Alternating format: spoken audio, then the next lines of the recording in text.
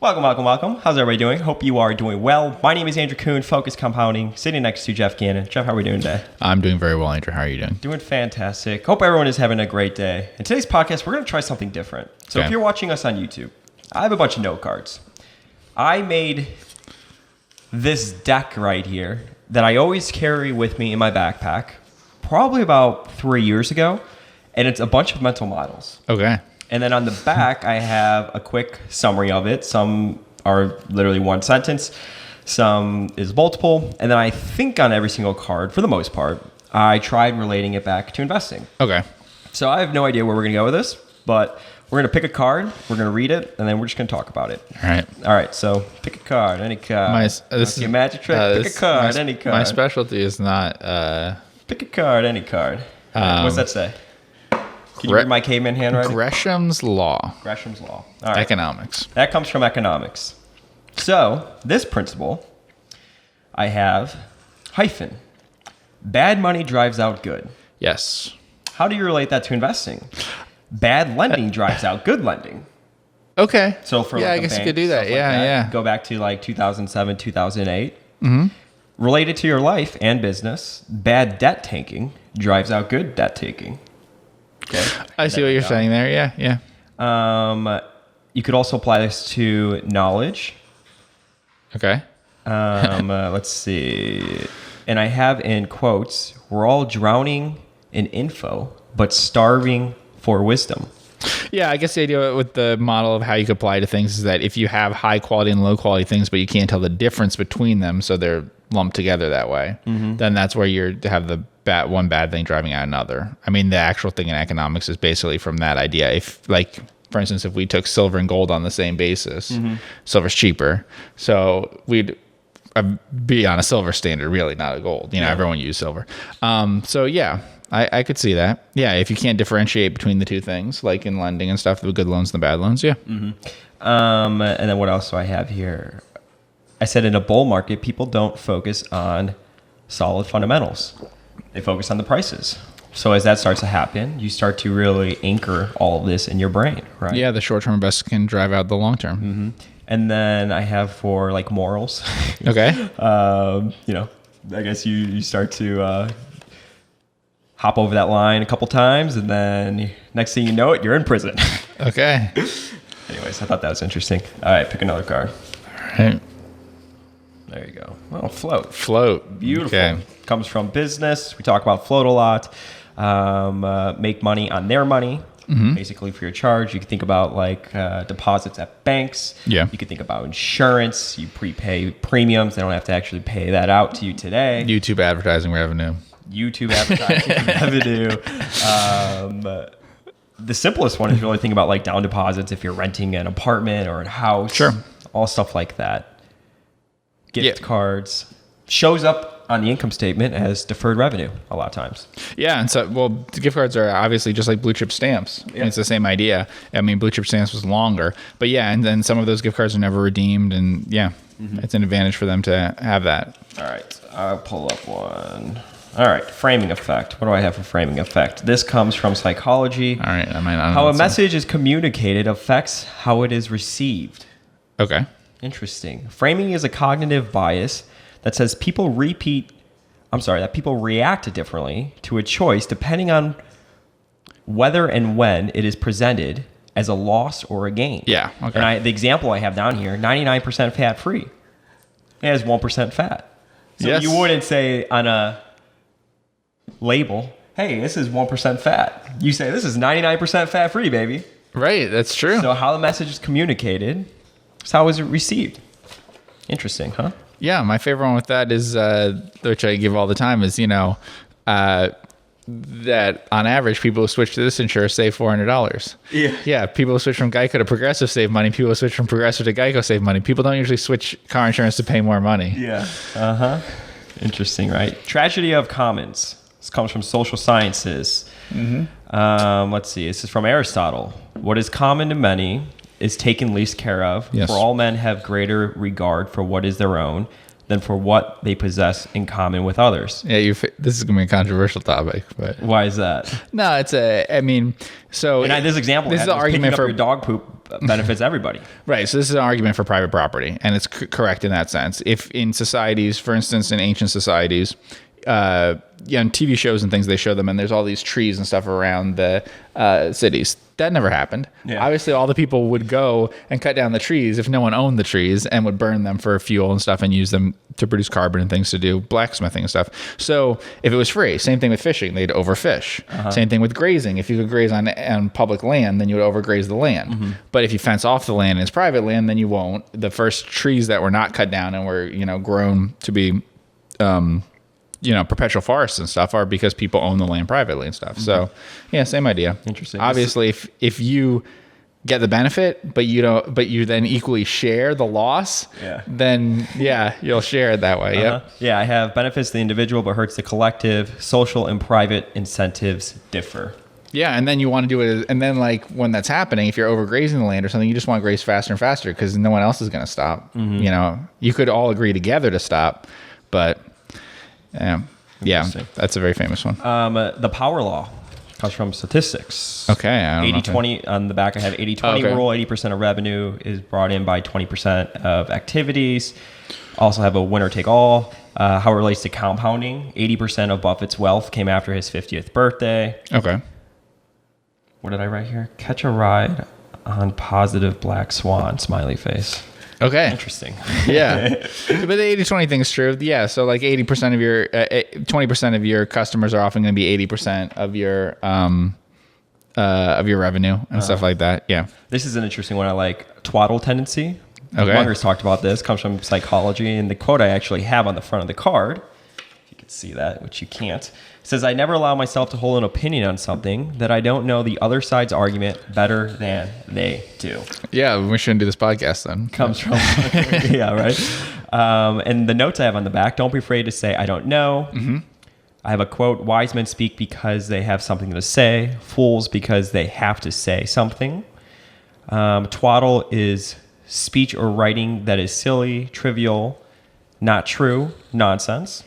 And then I have get rid of people who always answer questions with which they don't have any knowledge about. Okay. There you go. Yeah, this is the one like Munger and stuff. They'll ask, what do you think about the macroeconomy? What's going to happen? And then he'll say, well, I don't know anything about that. I'm not an expert in that, whatever. And they're like, well, just tell us anyway. That's what everyone does. They say, I'm not an expert in stuff. And then let me give my guess on what's going to happen with the economy. Yeah. I like this one. The bystander effect comes from psychology. And I have quotes on the back. Madness is rare in individuals, but in groups, parties, and a bunch of group of people, it is the rule. Let's see. Bystanders fail to help because they are unsure. There's a quote, and I remember actually when I first read about this principle, it was talking about when you drive on the highway, you see somebody that's pulled over on the side. Right. We all do it. We drive by, we look, and say, wow, that person looks like they could need some help. But I'm going to continue on driving. I had an experience with this. As a teenager, I had a bad bike accident. Not motorcycle, a bike, an actual bike. But it was a bad accident. And people would drive by very slowly, each individually. And I would tell them, I'm fine, go on. Now I'm bleeding and shaking and stuff, but you said it was bad, right? Oh, it was really bad. Yeah. But they looked at me like they don't believe that I could possibly be fine, but they did drive on, Yeah. But then once one person came out, someone came out with a chair and stuff to try to help prop me up and stuff, then everyone stopped and they refused to not stop, and then huge people gathered around and stuff. So once they saw anyone else helping, they all helped. But when it was like, well, no one's helped him yet, I guess I can go on. Which is the opposite of what it should be. Yeah. And the quote I have here... Because I only need one person to help me. I didn't need 8 people to help. The quote I have is, I'm not going to help because somebody else will. And then I have another quote that says, independent thinking is the one skill that will separate you from the crowd. So the first person that stopped to help Geoffrey Gannon, and then everybody else followed along. Yep. Isn't that wild? Or I'm just very convincing that I can be injured and bleeding and say, no, I'm fine. This is what I meant to do. Yeah. And you never got back on a bicycle since? No, never. Let's see. I have critical mass, comes from engineering, nuclear physics, when something becomes self-sustaining. We use this example a lot, talk about like network effects, scale, stuff like that. I have foundation gets built for rapid growth. And I said a business after a certain size could reach economies of scale. Yeah, so the idea would be like if you have one thing that you can split into two halves, and then those two halves can each be split into two halves, and so on like that, without needing anything else to happen there. So, we talk about like roll-ups and things like that. Once one restaurant or something can fund doing the next one, then you have it. But the very, very beginning is always very hard. The difficulty is those first few years, right? Because the first restaurant's not going to fund opening a second one for a really long time, Sure. But then once you've got a handful of them, that starts working. Next one, I have thermodynamics. Don't know anything about this one, so this will be Physics, fascinating. first law of energy. Energy Okay. isn't created nor destroyed, it's just transferred. And I have complex systems have feedback loops. Energy Okay. is not destroyed, it's only transferred. That's kind of like how your life is, right? You Maybe. stop I did focusing on write a one thing, you post. put in something else. I did write a post once on the asset earnings equivalence and compared it to mass energy equivalence, making the argument that you would have to, that you should always be able to think in either terms. So if you have an asset and you really think it's worth, if someone praises an asset at $50 million, then you should say, okay, well, is it making 2.5 million in earnings?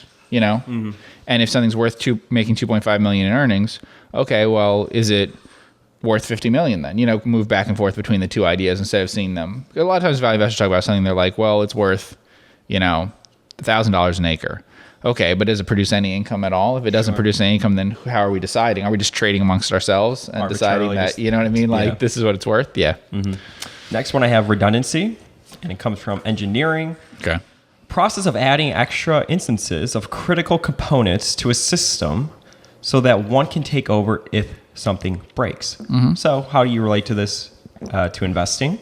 Redundancy equals insurance of some sort. Margin of safety. It assumes that the worst case will happen from time to time, and it helps to minimize the harm. Buffett has talked a lot about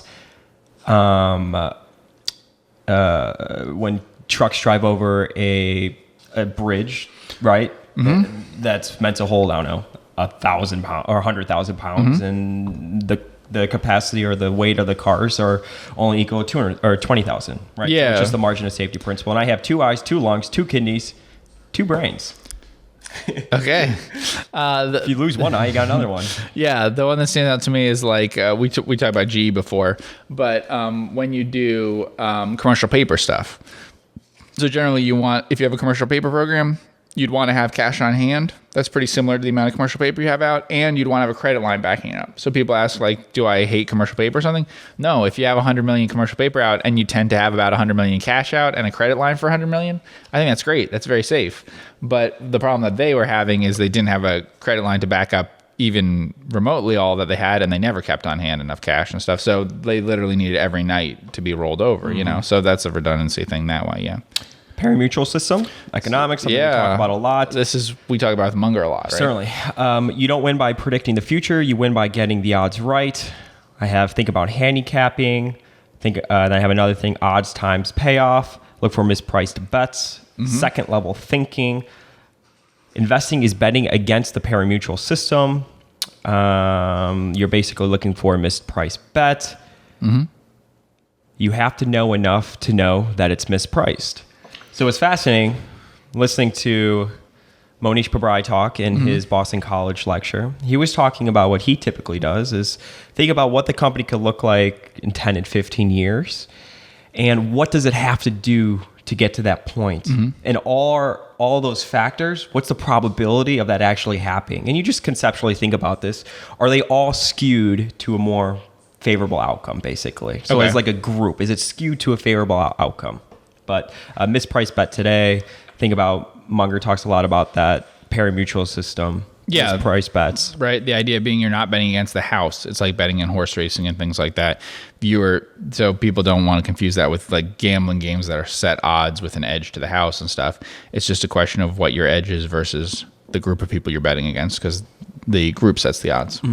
I like this one a lot. Kantian fairness tendency. I think he talked about this in The Psychology of Human Misjudgment. Was that one of his popular speeches? But it comes from psychology. In the notes I have, some systems should be unfair to some people so that they're fair to others. So basically, if it's unfair for you, but it's better for the rest of the world, then that's just the way that it is. And one thing he talks about, was the Navy ship captain. If a ship goes aground in the Navy, no matter what, even if it wasn't the captain's fault, he's automatically terminated, kicked out. Right. So what this does is it creates an incentive system to look for excellence, I guess you could say. So a ship never goes aground. Yeah, I said if someone was still running, you asked like if someone was still running a bank that ran into problems, so you'd look into what those problems were in the financial crisis and stuff. And I said no, I would look for someone who's running a bank now who didn't run a bank into the ground in the financial crisis. And some people would say that's unfair. They don't get a second chance. Maybe it wasn't their fault or whatever. But it's easier just to pick someone who didn't run a ship aground. Sure. I have health insurance on here. We all pay premiums, so Yeah, that's not controversial. Nope. People think if they study a stock as much, they won't lose money, and that's just not the case. All right, network effects. Okay. Comes from economics, business. The utility of a product is directly proportional to its number of users, popularity. What do I have here? What's up? Okay, I just basically said as users go up, the value goes up. I'm not sure. Double-sided marketplaces, eBay. I can't read my own handwriting, but I know what network effects. I'm not sure I agree with that. I think it would go up to a point, and then it wouldn't matter. A certain level. We talked about that a little bit before when I mentioned like Uber or something. Mm-hmm. But the fact that you have Uber or Lyft or something and that someone can get to you in 3 minutes is highly significant, but if one can get to you in 30 seconds and one in 1 minute, it can't matter that much anymore. Mm-hmm. You know what I mean? Same thing on Facebook and stuff. If 90% of the world's on Facebook, I don't know that it could possibly matter if the last 10% get on. Yeah. Interesting. Switching costs. One-time inconvenience or cost of leaving can be tough for people. Internet, banks, credit cards. We talked a lot about high switching costs. Makes this business sticky. Operating systems. So you think about, if you use Excel, DocuSign, stuff like that, you're probably more inclined to use that if somebody like your bosses are sending you Excel files or like stuff to use in DocuSign. You have to learn those things. Like which DocuSign knows, and they made a business around, right? Because you create an account and stuff like that. Let's see. I have our brain. We can't multitask. Because of switching costs. There's very high switching costs in that. Yeah, you don't want to know how high, how bad performance drops off when you switch from one thing to another. Yeah, it's very poor. Variable reinforcement comes from psychology. A person will be motivated to repeat a response if he or she gets a reward from it. And I put avoid dopamine situations or be aware of that. Okay. That's true. Could be a bad variable reinforcement. Yeah, we talked about like Robinhood and stuff, right? The Robinhood really pushes that kind of making it more into a game, similar to the way we talk about online games and things like that. Mm-hmm. Yep. Status quo bias comes from psychology. It's a cognitive bias. I said an object. I actually added from physics. I said an object either remains at rest or continues to move at a constant velocity. Okay, so we're talking unless acted upon by external forces, Newton's law of motion. Okay. And then I have inertia on here, which we talk about all the time about business talk a lot with about inertia all the time. I also have a note here: don't let the status quo kill your dreams. Okay. Procrastination is a natural defense.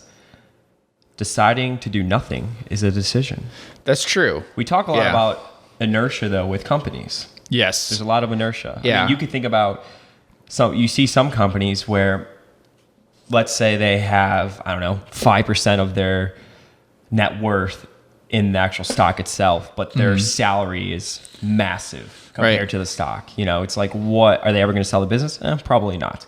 What are they going to do to monetize that? It's not as meaningful to them as it is just to have their salary every single year. Yeah, Buffett talks about the institutional imperative and all that stuff. But I think, it goes way beyond incentives. I think people are very aware of incentives and like if they don't have skin in the game or they do. But you'd be surprised even people with a lot of skin in the game, their natural inclination is going to be to do the same thing as they've been doing, especially if they're somewhat successful. Like they'll change it once it becomes difficult. We were talking about this recently off the air, but it's like, when COVID happens and stuff, then some companies have cost cutting plans and stuff, but then why were the costs in place in the first place, And that's very common that you just gradually grow your costs, gradually grow your headcount and stuff without thinking a lot about what you're doing. And then it's only at those moments of difficulty in your industry or recession or whatever that you actually look to cut back. So you were just defaulting to the status quo until that moment. Loser's game, which comes from decision making. Okay. Let's see. People often beat themselves through unforced errors. Try to consistently not be stupid instead of trying to be smart.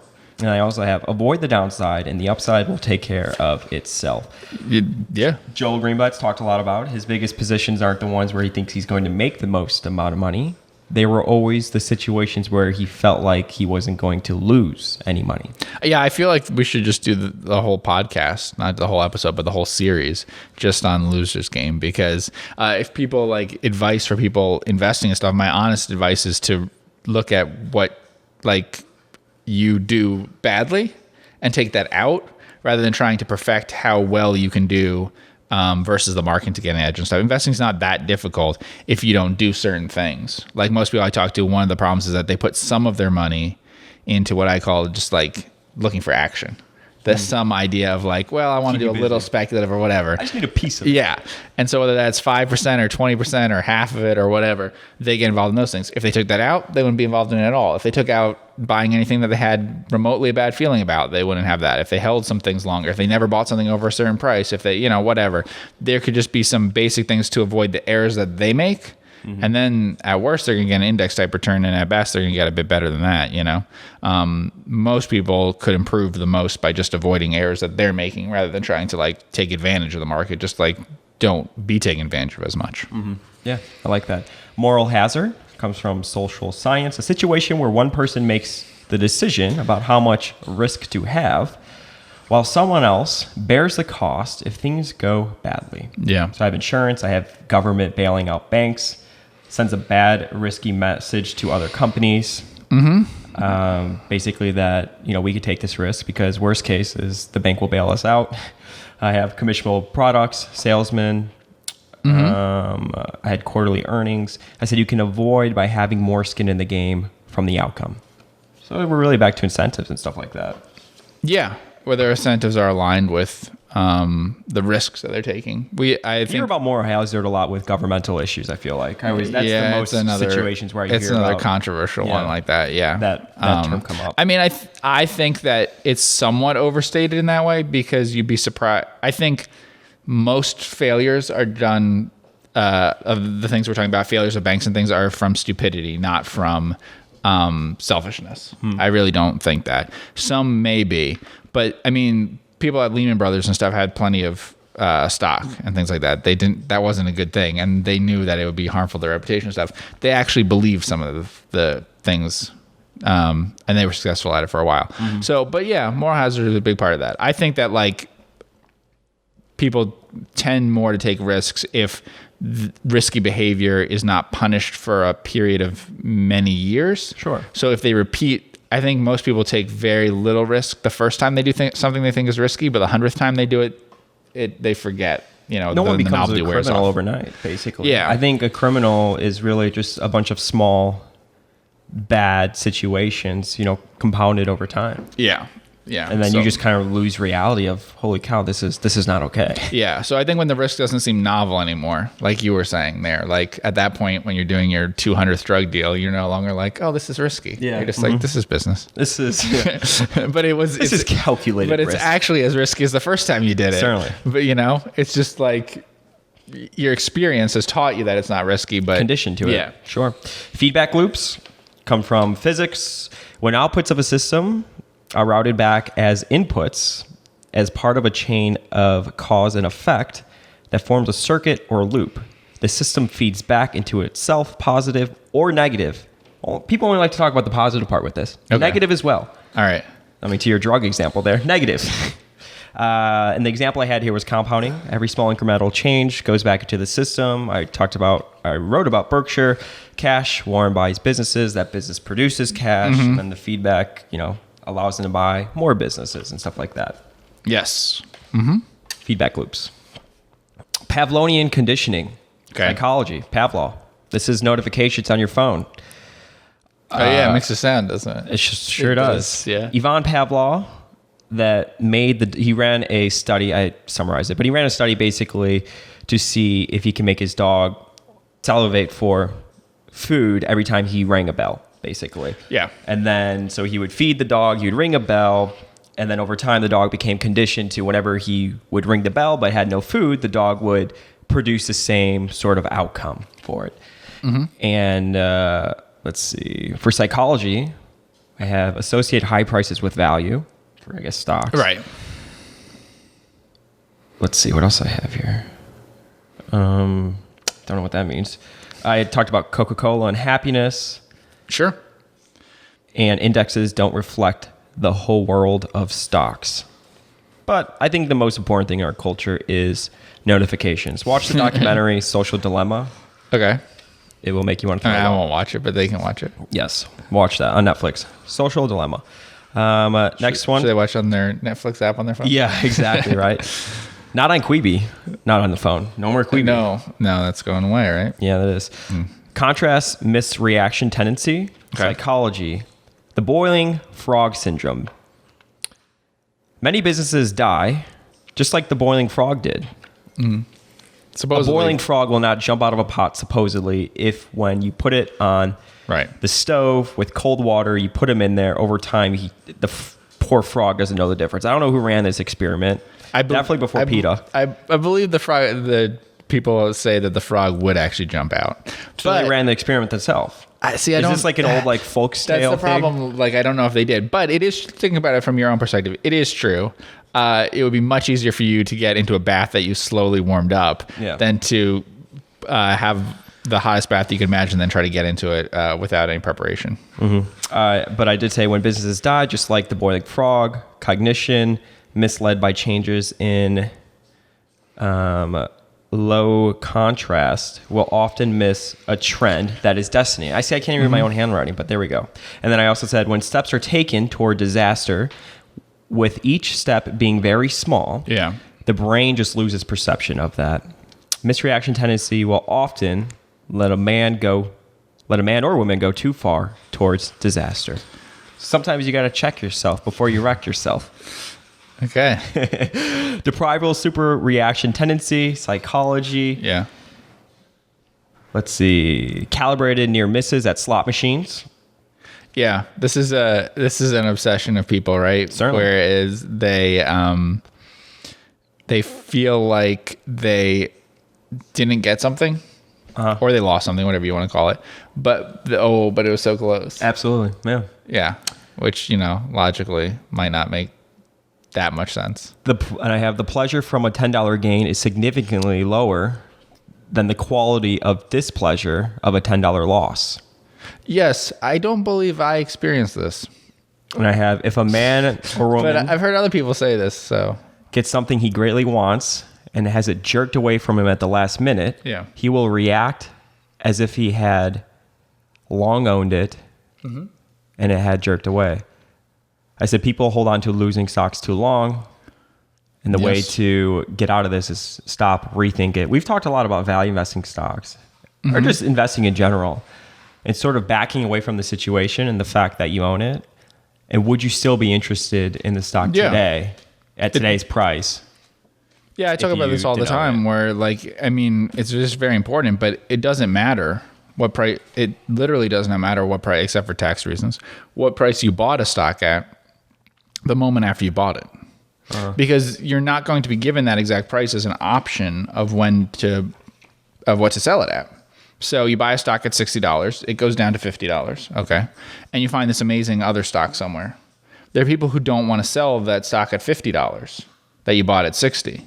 But if you really find something that is so much better, you don't get the choice of selling at $60. You have the choice at $50. You could have just as easily gone up to $70, but the price you paid isn't relevant anymore.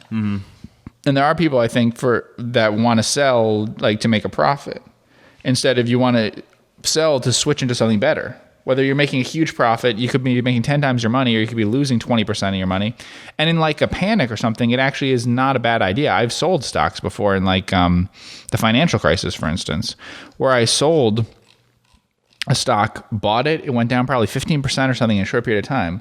But I sold it to buy a lot more of another stock that was even better because it had been going down, 60% or whatever. It was one of the best things that I did, one of the smartest sales that I made. Now, of course, I was selling the stock for less than it was worth, and I was selling it to book a loss and a short-term loss too. But it was to raise money to buy something that was so much better. You should sell something that you think is going to return 10% a year if you just found something that's going to return 25, and you should be happy to do it. take that loss, in that situation. Absolutely. Because you should be very happy that you're switching into something better. It's the switching into it now that's what matters. It does not matter what the price was. You weren't really deprived of anything by that way. It feels like you were. But Monish talked about this a little bit when he was asked about selling stock. He said it's all opportunity cost for him. He's like, but the problem is that the mistress always looks hotter than the wife. Yes. He's like, but you have to actually make sure that the mistress is hotter than the wife. Yeah. Well, I talked to you about that with Templeton, where Templeton had a rule, John Templeton had a rule that it should be 50% more attractive. It should be 50% cheaper or whatever.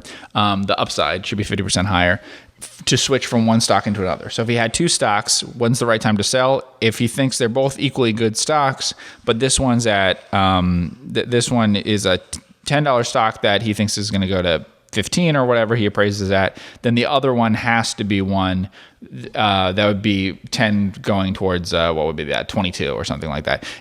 So it would have to be that much more attractive, and that would fix that problem. I agree with that. When I tell people, I think it is all the opportunity costs and stuff, but I think most people really underestimate how little they understand the new stock that they found compared to they know all the good and bad qualities of the stock that they've owned for a while. So exactly what you're saying.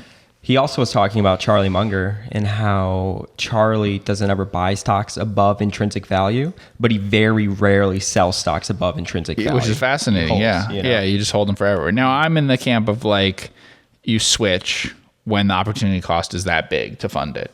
Of course, if you have money coming in and stuff, you may not always need that. We've talked about that with the coffee can approach. I think the coffee can approach makes sense. And then when you find an amazing opportunity, though, you've got to sell something to buy that. You don't pass on it. A little hack that I use, guys, by the way, if you want to try to get in contact with someone or learn about somebody, you may not be able to do that, but I always say go up the supply chain. So for example, Munger meets with Monish often, it sounds like. They both live in California, and I think they have dinner or whatever. He's maybe closer to his inner circle. So I would not probably be allowed to do that with Munger, but I'm still fascinated and want to learn about him. So listen to people that are very close to him and are willing to share certain things. Go up the supply chain. Next thing I have, checklists, which comes from decision making. The pilot's checklist. Pilots fly. We've read the Checklist Manifesto, right? Certainly have. Okay. I think we did a podcast on it. All right. Pilots fly thousands of times in their careers, yet they still use a checklist every single time. And why is that? That's because the brain has blind spots. And I have a thing that says when we find a new investment, it triggers greed. Neuroscientists have found it turns our brain to the same effects of cocaine. Okay. Like dopamine, stuff like that. So if cocaine you have brain, I talked about that, right? Cocaine brain. Yeah. So if you have a checklist that you go through, which he also talked about as well, he has like 100 things on there. It helps you stay rational because again, the mind has blind spots. So how it relates to the business, does it have a moat, people, management, price, where is it trading? But really put your 5D chess hat on and think through the situation through multiple different angles. Yeah, it just forces you to do things that you'd often feel silly doing otherwise. That's the big thing with the pilot checklist and with doctors. It's a doctor who wrote that book. So it was very hard to get doctors just to wash their hands and stuff. And the reason why it's so hard is when you have a checklist and you make it a rule that they have to do, that's fine. But in general, having these things about people are dying because you're only 80% of the time doing some very basic hygiene things and stuff is hard to tell people. Like I was saying you were saying the losers game thing, it's much easier to tell people all the things that could make them better investors. It's much harder to explain to them okay, never buy something speculative, never buy something where you have no idea if you have an edge or not. Don't put 5% of your portfolio under 20 or whatever, but that would really improve things for people, stuff like that. And so the checklist really helps with the very basic things. I think that makes sense and makes sense for us because a lot of times you'd look at something and say, oh, well, you understand on this level or whatever, but did you check all of these different things that might be more basic sort of things of what errors you could make? Loser's game. Number one rule of investing, never short stocks. Okay. Winner's curse. This comes from psychology. This is a favorite of mine. In a competitive auction, the highest bidder will typically overpay for an asset. Hence, the bidder, quote unquote, wins the auction, but is, quote unquote, cursed by the overpayment. Yeah. And I said eBay, Groupon, Google, AdWords, IPOs. IPOs is, perfect example of that. Yes. Why is that? It's because we want to outdo others, Geoff. This is a test of my will, my ego. Okay. And I have the quote, it's not greed that drives the world, but envy. And then Charlie Munger has said, an open outcry auction creates a Lollapalooza of bad decisions. Yeah, I think that's true. It's fascinating to me because what you said is too. Yeah, what you said is true, but weird because like, well, I'll make them pay me a higher price, and then you're like, no, I'll make them pay me an even higher price. So it's very strange, but I guess you want the thing, so that is what you said. Like outdoing someone is the perception of it in open outcry, when in reality you're taking a worse and worse price. You're, letting someone dictate the price more and more to you that way. And that's why Buffett, for example, he has a reputation of he names one price and that's it. He doesn't negotiate. Yeah. One and done. And although he said you may lose deals, in the long run, it's better to act like that, he thinks. Yeah, and definitely better not to participate in auctions for businesses. We could relate to that. Yeah. Mm-hmm. Do something bias comes from psychology. And I have all of humanity's problems stem from man or women inability to sit quietly in a room alone and think. Yeah, that's a very big one as to why people do the things they do in investing. Like I said, that idea of action and stuff. They want to do something.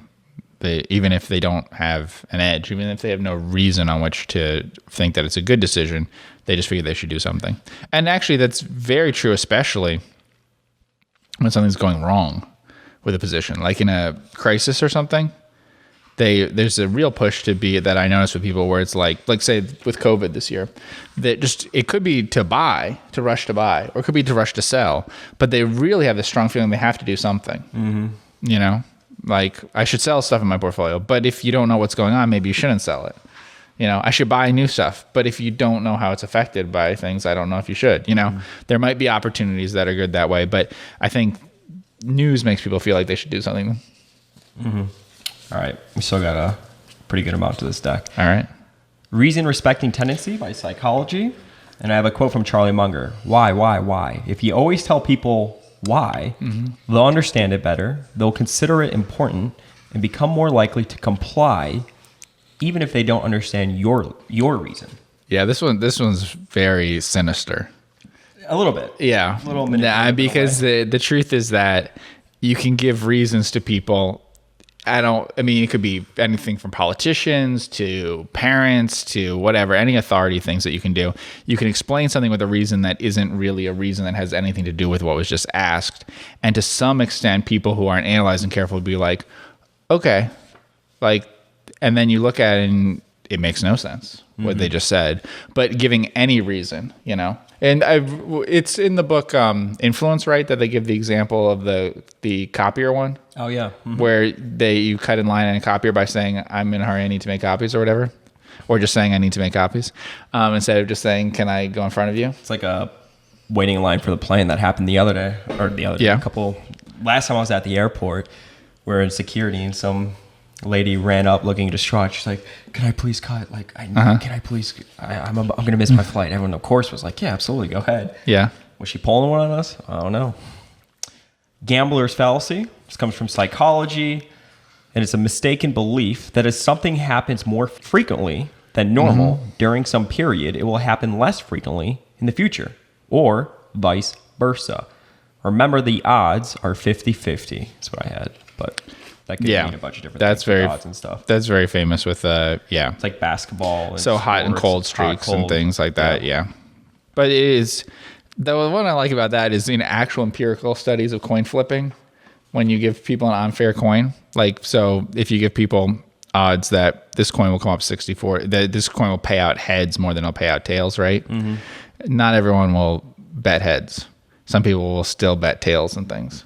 So at some point, some people will get so fed up and so convinced of the fact that there are patterns that they'll bet on things even when you've been told that the probability of one thing coming up is, more than another. You tell them this die is set so that it's more likely to come up 6 than 2. At some point, someone will bet 2. Interesting. It's funny. Mean reversion comes from stats. and I have in quotes, a good BS filter to separate noise from real knowledge. Okay. An event that is not average will be followed by an event that is average. And then I had the hot hand in basketball.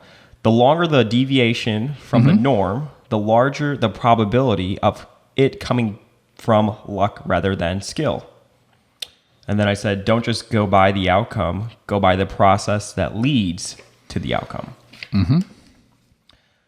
Complex adaptive systems comes from social sciences. Let's see. Sometimes when you modify a complex system in a small way, it can create meaningful, unintended consequences, sometimes negatively. You need second level thinking. Howard Marks has talked about that. Second level, I think the earnings will fall less than everyone thinks, and a pleasant surprise will lift the stock. It's a buy. First level thinking is simplistic and superficial. Second level thinking is deep, complex, and takes many things into account. Mental accounting comes from psychology. A gambler gains 1,000, loses it all, but only lost $10 since that's what he started with. He didn't lose $1,000. Oh, you're saying that if he turns $10 into $1,000 and he loses it, he figures that he's down $10 for the session or whatever. Yes. So that's all that happened. No, you lost $1,000. Yeah. So like if you find $20 on the street, then you can just buy whatever that is, a couple packs of cigarettes, and you didn't spend anything. So I was in a casino once, and I asked the bartender what's the highest he ever saw somebody cash out. And he said somebody started with like 1,000 at blackjack, ended the night or the morning, early morning, with $1 million. Okay. Came back the next day, lost it all. And then he was like, F that guy. He just kept saying, F that guy. He's like, I hate that guy. I was like, wow. Okay. But did he lose 1,000 or did he lose $1 million? He lost $1 million. Yes. Well, we're talking about opportunity cost. His opportunity was he could have walked away. Smokes. Can you imagine that? Oh my gosh. Yeah, that would not be good. Social proof comes from psychology, where people assume the actions of others in an attempt to reflect current behavior for a given situation. And I have comfort in crowds. And I have madness is rare in individuals, but in groups, parties, people of all ages, it's the rule. Yeah, I think we're seeing a lot of that right now. I can't tell you my blogs and things I read where they're getting a little more speculative in different things, and they're like, "Well, I've got to because everyone that's what they want to read." It's all anyone will talk to them about, and whatever it normalizes it, right? It just that's the big thing is that whereas it used to be unusual in the value investing community, I would say, like among certain groups of people, it was not unusual at all. But people who mostly were focused on things that weren't speculative are now like, well, let me look for value type opportunities in SPACs and in, whatever, you other clean energy. And yeah. Next thing I have permutations and combinations comes from mathematics. And I had weighing the odds, decision trees. And then I have best bear, bull case, etc. Yep. They use those. they use those things. You see that all the time with analyst reports, sure. Inversion also comes from mathematics. Okay. Charlie Munger, all I want to know is where I'm going to die, so I'll never go there. He's also used the example of instead of asking how to fix India, he says, what's killing India and how do we avoid it? Right. I have avoid stupidity, avoid things in life that bring people down. And then I also had do a reverse DCF, see what people are currently pricing in. Inversion. Yeah, I like inversion. I think that it's one of the best tools that you can use just because you can look at anything by flipping it one way to the other. So if you ask like, a simple way is like, okay, what we said is like, you could say, what do I think the stock's going to do in the future? Okay. But you could also say, well, given today's price, what is that pricing in? So instead of having to do a DCF, ask like, what would that look like? What would that DCF look like? I love doing that. Yeah. So because if you find a situation where like, wow, they are literally pricing in zero growth, nothing like that, and you think it's a great business or it's going to grow, that's where you could have massive moves in stocks, by the way. Yeah, and difference of opinion. One of the easiest ones I find to help people is you compare what the return might be in the index by asking them what do you think it'll be and stuff. Then like create an equation basically at the point at which it'd be equal for this stock. So like how bad does it have to be? So, let's say the stock's paying a 3% dividend or something. Okay, and you think the market's going to return 9%. You don't think the multiple's going to increase or decrease or whatever. All right, so it has to be 6%. Okay, so now what has to happen for it to be worse than 6%? So instead of thinking of why do I want to buy the stock or whatever, let's disprove this stock case. And then as you try to do that, that may be the thing that actually gets you to buy it, is as you try to disprove the minimum hurdle it has to clear, then, you will buy it. Instead of doing like you just mentioned before, the probabilities thing where you're like, well, and you pick different numbers than it might be. I mean, the best chess players think 10 moves ahead. Yeah. Mm-hmm. That's very much like inversion. If this person does this, this will happen. Stuff like that. Occam's razor. I have in quotes, the art of being wise is the art of knowing what to overlook. And I put, even relates to people. Okay. The hypothesis with the fewest assumptions should be selected in absence of predictive ability. Yes. I can read my handwriting there. Simpler is better. Have a too hard pile. Munger and Buffett have talked about they don't know how to fix business problems, but they do know how to avoid them. It's a lot easier to avoid them than to fix. Look for the 1-foot hurdles. The situation should be a no-brainer. I have people calculate too much and think too little. And then I have something from Buffett. Number 1, is it knowable? And number 2, is it important? If it isn't knowable, but it's important, forget about it. And then I had focus, invert. Simpler is better. Know the 2 to 3 variables to the outcome of the situation, or what's going to drive the outcome, and focus on that. I like that. Yeah, the famous science example of that is the question whether the Earth revolves around the sun or the sun revolves around the Earth. And for a long time, there was no difference in predictive ability. So with a bunch of different complex assumptions you could make from the ancient world on till half a millennium ago or so, you could predict things. But it was getting to the point where you had to add a bunch of different things, a bunch of different adjustments into your calculations to be able to predict things about where the position of stuff would be. Whereas if you assumed that the Earth revolved around the sun, it was a lot easier. So I think that's generally not a bad idea. And I see that all the time with data mining type things now. That's the problem I see with most of them, where it's this 9 variable thing has the best predictions of it, which may be true, but there's usually a 2 variable one that gets you most of the way there. And I kind of have a little bit more belief in that one than the one that relies on 9 different things working together. Mm-hmm. Yeah, I like that. Journaling.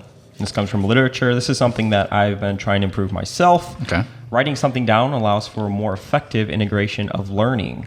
A powerful tool for thinking and journaling your thoughts. Yeah. So I've been starting to journal more. And I'm actually reading a book currently. Okay.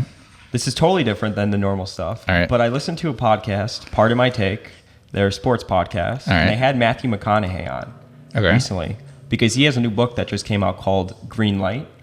Okay. The book's fascinating. I was like, should I read it or should I listen to it? But as soon as I heard that he's the one reading it, I'm like, oh, I got to listen to it. All right. I'm halfway through. It's fascinating. But he's been journaling since he was 14 years old. Oh, wow. And I find that fascinating. Because I actually learned about a recent stat that 50% of what we remember actually did not happen.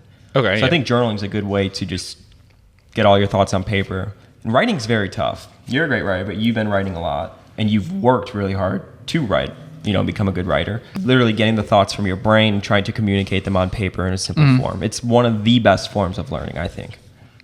Yep. And there's Always Something to Do is a good book that's 100% based on the journals of Peter Cundall. Yeah, absolutely. So I've been trying to write more just about little things like journaling my day. Funniest thing, I don't know if you've ever seen this episode, Michael Scott in The Office. Okay. They're trying to prove that him and Jan weren't in a relationship basically while they both work for the same company. And Jan's like, Michael, they have no proof, just deny it. And so they get in the meeting, it's like a deposition or whatever. The lawyers are asking back and forth. Long story short, the lawyer pulls out a journal. Yeah. And he's like, well, we're going to read from Michael Scott's journal. And Michael Scott, the whole time, he kept saying, where'd you get my diary? He kept calling it a diary, which was the funny part, because it's more like kid-like. He kept calling it a diary, and they kept calling it a journal. Storytelling also comes from literature. Remembering a story is easier than remembering bits and pieces. Yeah, that's true. That's what sort of how Buffett always tells these little parables and things, because it's much easier to kind of do that. We do that a lot on this podcast, is that telling little stories and things are going to help you remember it. Again, can be sinister, because you can, like, I could give you a lot of data, or I could give you one good story and you'll probably remember the good story, and it could be an anecdote about like one person out of a million, you know? I have active reading. So read the book, How to Read a Book. And it's this idea of collecting versus understanding. And you need to decipher, what are you doing? So when you're reading the newspaper, you're probably going to read a little bit differently than when you read a 10K. And I have deliberately connect and rethink what the author is trying to convey. And I have good readers are good thinkers. Yeah, I like marking up the books. We've talked about that. That's my favorite thing to do. Connecting the dots. And remember, if you connect it to things going on in your life. Yes, that's what I find most useful, yeah. And then you can reread a book, and you'll find different things in it each time. Law of small numbers. This also comes from stats, and I have in quotes, I know a man syndrome. It's a classic mistake of taking a specific instance and blindly generalizing it. Small sample size. Yeah. People believe a reasonable small number of observations will reflect the general population. A small sample size has no predictive value. We were talking in a recent podcast about how you like to smooth earnings and stuff like that, take an average of 3 years. You do like a margin analysis, right? The predictability of that, like the coefficient variation and stuff like that. Sure. Law of diminishing marginal utility comes from economics. Yes. As consumption goes up, the margin utility goes down. I have supply-demand relationship. And I have number of stocks in your portfolio. The risk goes down, so does the return. Sure. Game theory, economics. Okay. What happens when individuals or groups of people interact with one another to achieve their goals? And then I have the prisoner's dilemma. Right. I wrote, you don't know what your partner will do. I have Coke and Pepsi. I have gas stations setting prices next to each other. Right. I don't know. I can't read the rest of my handwriting there. Matthew effect, economics. Those who have more or have an advantage in acquiring more, odds are in their favor. And I said, like, the rich getting richer, famous get more famous. Then the Matthew effect in knowledge acquisition. Good readers improve at a faster pace. Poor readers improve slower. Yeah. Don't know how I could relate that to investing, but maybe money. The systems of two thinking. Hey, I did a YouTube video on this. Oh, yeah. The reflexive part of your brain is 2 + 2 = 4. You don't count that on your fingers. Yeah. Yeah. So I ask you, what's 2 + 2, Geoff? You say 4. 4. Yeah. What if I said, what's 375 times 80? There you go. Don't you answer it. There you go. have to sit and think about it. Absolutely. Yeah. And that's because our brain has 2 modes, and biases live in the reflexive thinking. And I guess the evolution of this is, imagine if you're walking through a rainforest and you hear a bunch of ruckus behind a bush, maybe a little bit of a scary growl. You're not going to pull out your cell phone and say, what's this orange striped thing staring at me with massive teeth? Right. You're going to take off running. And the way to save yourself from this is to A, know it exists, and to invert, to think, to slow down, understand that stock prices move quicker than real businesses do, stuff like that. And let's see. We have one more, and this is called surfing a wave. And this comes from business. Okay. And the quote I have is, it's not the strongest of the species who survive, nor the most intelligent. It's the ones who are most receptive to change, right? And I had riding the wave, avoid competitive destruction, horse and buggy. Okay. And the example I have is Jeff Bezos and how he started Amazon.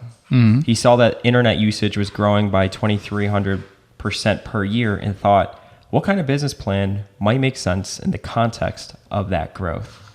And then also the cash register owner that Munger has often talked about. Yeah, NCR, yeah. People kept stealing from him. And then, it was just a bad way for like accounting. And then somebody sold him a cash register, and it changed everything overnight. And he said, the hell with this business. I'm going to the cash register business. He surfed the wave. Became very successful. That's all I got for you, Geoff. All right. Think about all that. That's good. That's a lot of index cards. Yeah. It's a lot of index cards that I keep in my backpack. Every now and then I like to just kind of flip through them, translate from the short-term memory to long-term memory. This is the first podcast that we've done talking a bunch about mental models, but I hope everybody enjoyed it. Yeah, you've done YouTube videos on them. I have. They're pretty popular, Yeah, I have. So I hope everyone enjoyed this. Mental models are great because, as you saw, we went over decision-making, literature, mathematics, psychology, social sciences, business, economics. And there's a correlation a lot of times between the different subjects, which is kind of fascinating. And this is obviously what Munger swears by learning. That's true, yeah. Otherwise, you'll be like a one-legged man in an ass-kicking contest, is what he usually says. See, back to telling like the story behind it, right? Painting that picture. And that's a weird visual too, which is even better for salience for people remembering. That is, if you take any memory class, that's what they say. Yeah. So I want to thank everybody so much for tuning in with Geoff and myself here today. Make sure you hit that subscribe button. Thank you so much. We will see you in the next podcast. Take care.